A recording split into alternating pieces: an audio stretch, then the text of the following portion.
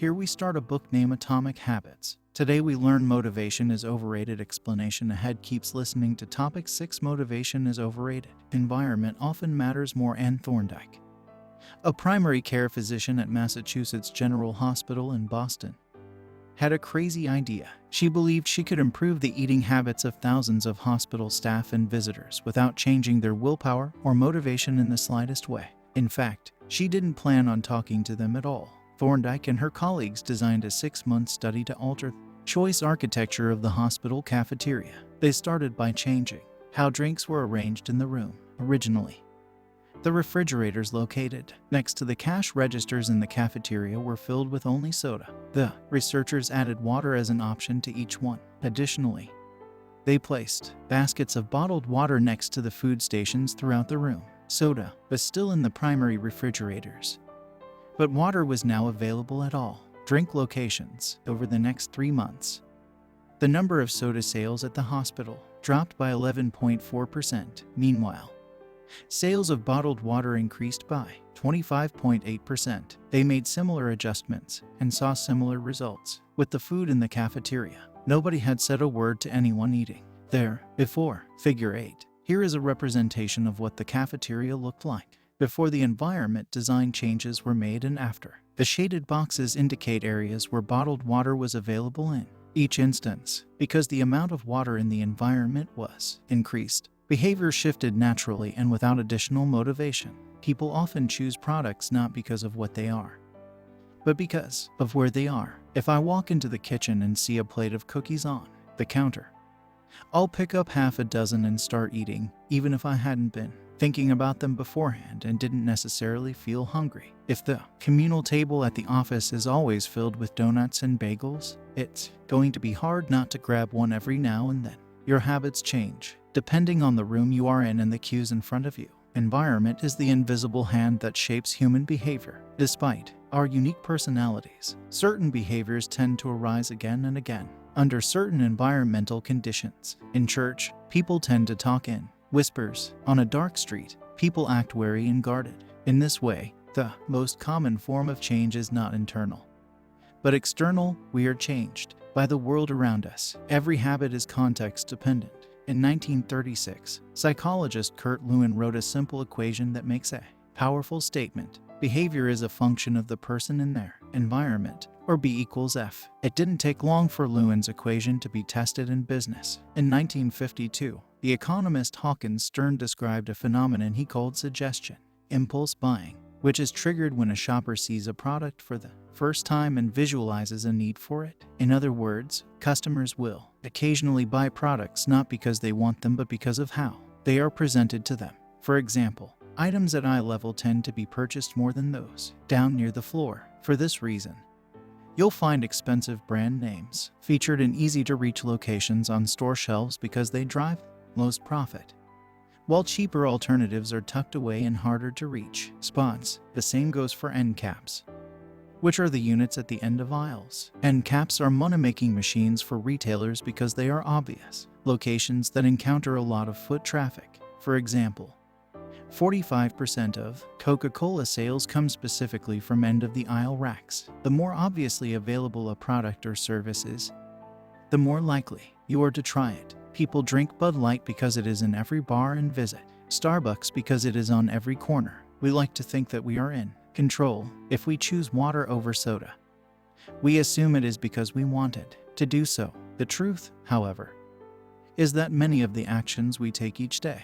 are shaped not by purposeful drive and choice but by the most obvious option. Every living being has its own methods for sensing and understanding the world. Eagles have remarkable long-distance vision. Snakes can smell by tasting the air with their highly sensitive tongues. Sharks can detect small amounts of electricity and vibrations in the water caused by nearby fish. Even bacteria have chemoreceptors, tiny sensory cells that allow them to detect toxic chemicals in their environment. In humans, perception is directed by the sensory nervous system. We perceive the world through sight, sound, smell, touch, and taste. But we also have other ways of sensing stimuli. Some are conscious, but many are unconscious. For instance, You can notice when the temperature drops before a storm, or when the pain in your gut rises during a stomachache, or when you fall off balance while walking on rocky ground. Receptors in your body pick up on a wide range of internal stimuli, such as the amount of salt in your blood or the need to drink when thirsty, the most powerful of all human sensory abilities. However, is vision. The human body has about 11 million sensory receptors. Approximately 10 million of those are dedicated to sight. Some experts estimate that half of the brain's resources are used on vision, given that we are more dependent on vision than on any other sense. It should come as no surprise that visual cues are the greatest catalyst of our behavior. For this reason, a small change in what you see can lead to a big shift in what you do as a result. You can imagine how important it is to live and work in environments that are filled with productive cues and devoid of unproductive ones. Thankfully, there is good news in this respect. You don't have to be the victim of your environment. You can also be the architect of it. How to design your environment for success. During the energy crisis and oil embargo of the 1970s, Dutch researchers began to pay close attention to the country's energy usage. In one suburb near Amsterdam, they found that some homeowners used 30% less energy than their neighbors, despite the homes being of similar size and getting electricity for the same price. It turned out the houses in this neighborhood were nearly identical, except for one feature: the location of the electrical meter. Some had one in the basement, others had the electrical meter upstairs in the main hallway. As you may guess, the homes with the meters located in the main hallway used less electricity. When their energy use was obvious and easy to track, people changed their behavior. Every habit is initiated by a cue, and we are more likely to notice cues that stand out. Unfortunately, the environments where we live and work often make it easy not to do certain actions because there is no obvious cue to trigger the behavior. It's easy not to practice the guitar when it's tucked away in the closet. It's easy not to read a book when the bookshelf is in the corner of the guest room. It's easy not to take your vitamins when they are out of sight in the pantry. When the cues that spark a habit are subtle or hidden, they are easy to ignore. By comparison, creating obvious visual cues can draw your attention toward a desired habit. In the early 1990s, the cleaning staff at Schiphol Airport in Amsterdam installed a small sticker that looked like a fly near the center of each urinal. Apparently, when men stepped up to the urinals, they aimed for what they thought was a bug. The stickers improved their aim and significantly reduced spillage around the urinals. Further analysis determined that the stickers cut bathroom cleaning costs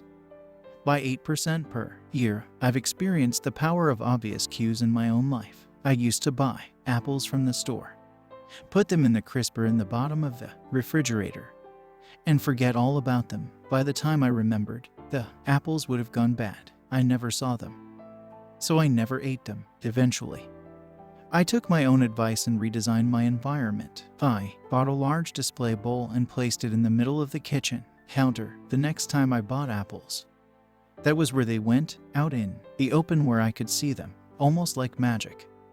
I began eating a few apples each day simply because they were obvious rather than out of sight. Here are a few ways you can redesign your environment and make the cues for your preferred habits more obvious. If you want to remember to take your medication each night, put your pill bottle directly next to the faucet on the bathroom counter. If you want to practice guitar more frequently, place your guitar stand in the middle of the living room. If you want to remember to send more thank you notes, keep a stack of stationery on your desk. If you want to drink more water, fill up a few water bottles each morning and place them in common locations around the house. If you want to make a habit a big part of your life, make the cue a big part of your environment. The most persistent behaviors usually have multiple cues. Consider how many different ways a smoker could be prompted to pull out a cigarette.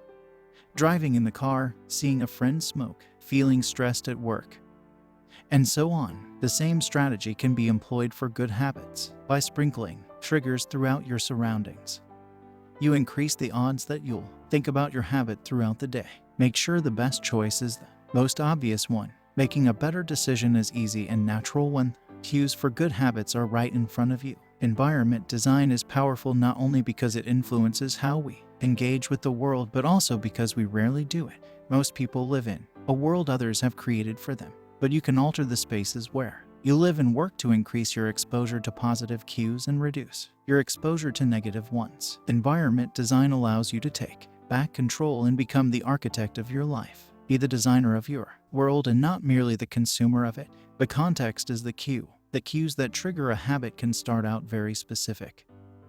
But over time, your habits become associated not with a single trigger but with the entire context surrounding the behavior. For example, many people drink more in social situations than they would ever drink alone. The trigger is rarely a single cue, but rather the whole situation. Watching your friends order drinks, hearing the music at the bar, seeing the beers on tap. We mentally assign our habits to the locations in which they occur.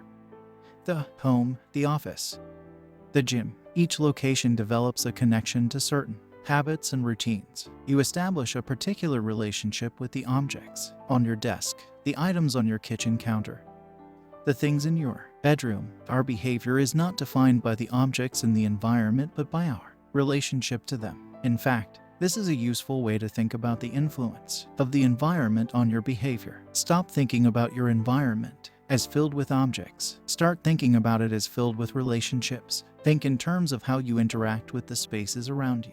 For one person, her couch is the place where she reads for an hour each night. For someone else, the couch is where he watches television and eats a bowl of ice cream after work. Different people can have different memories and, thus, different habits associated with the same place. The good news: you can train yourself to link a particular habit with a particular context. In one study, scientists instructed insomniacs to get into bed only when they were tired. If they couldn't fall asleep, they were told to sit in a different room until they became sleepy. Over time, subjects began to associate the context of their bed with the action of sleeping, and it became easier to quickly fall asleep when they climbed in bed. Their brains learned that sleeping, not browsing on their phones, not watching television, not staring at the clock, was the only action that happened in that room.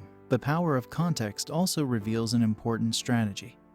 Habits can be easier to change in a new environment. It helps to escape the subtle triggers and cues that nudge you toward your current habits. Go to a new place, a different coffee shop, a bench in the park, a corner of your room you seldom use, and create a new routine there. It is easier to associate a new habit with a new context than to build a new habit in the face of competing cues. It can be difficult to go to bed early if you watch television in your bedroom each night. It can be hard to study in the living room without getting distracted if that's where you always play video games. But when you step outside your normal environment, you leave your behavioral biases behind.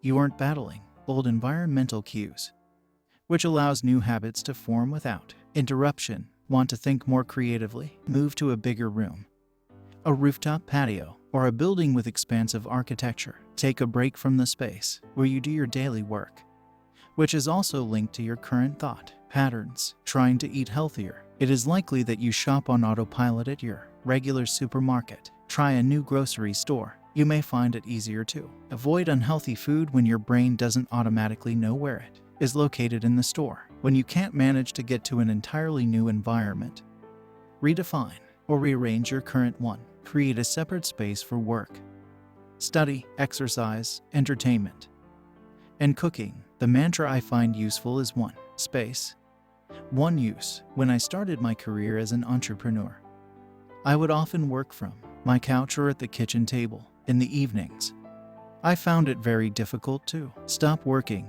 There was no clear division between the end of work time and the beginning of personal time.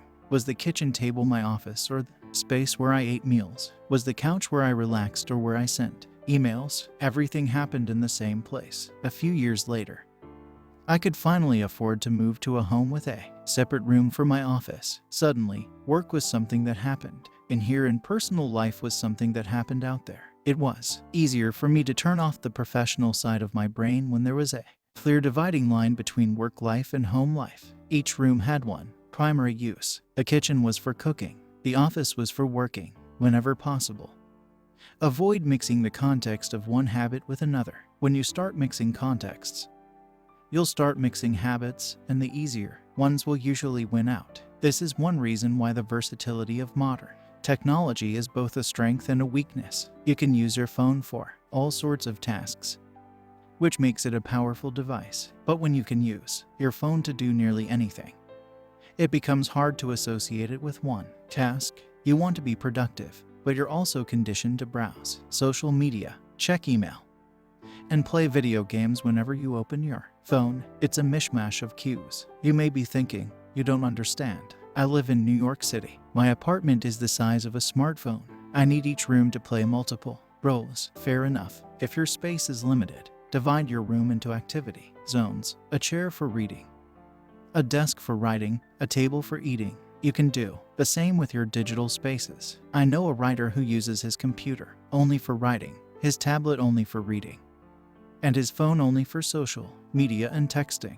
Every habit should have a home. If you can manage to stick with this strategy, each context will become associated with a particular habit and mode of thought. Habits thrive under predictable circumstances like these. Focus comes automatically when you are sitting at your work desk. Relaxation is easier when you are in a space designed for that purpose. Sleep comes quickly when it is the only thing that happens in your bedroom. If you want behaviors that are stable and predictable, you need an environment that is stable and predictable. A stable environment where everything has a place and a purpose is an environment where habits can easily form. Chapter summary: small changes in context can lead to large changes in behavior over time.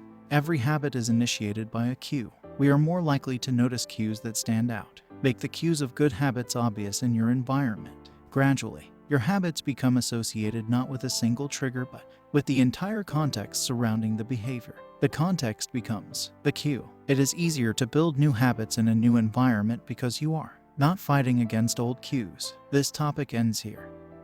Next chapter in next video. Keep learning, keep going. Don't forget to like and subscribe for more information.